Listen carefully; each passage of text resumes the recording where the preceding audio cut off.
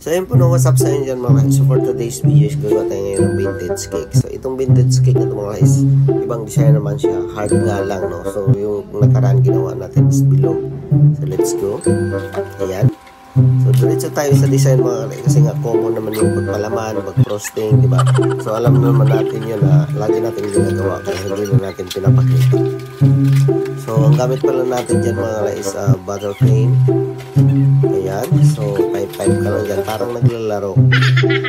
Tapos yung sa gitna na design, yung scallop niya, no? So ganun lang. So napakagandang gamitin ng buttercream ito mga kalay, kasi smooth lang siya at maganda din na design sa cake na to. Kasi nga nagandahan lang ako, kasi maganda naman talaga siya. At syempre, gwapo pa yung gumagawa, no? Shoutout.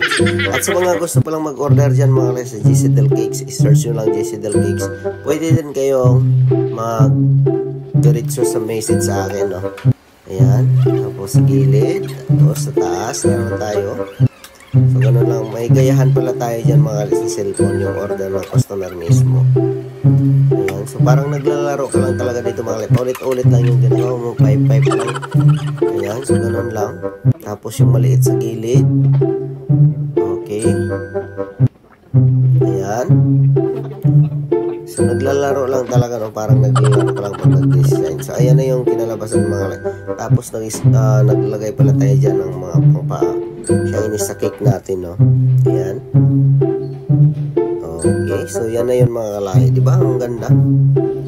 So sa mga hindi pa nakapag-follow dyan, baka naman pwedeng pa-follow sa ating page Kalay Vlog at pa-share na din sa ating mga videos, no?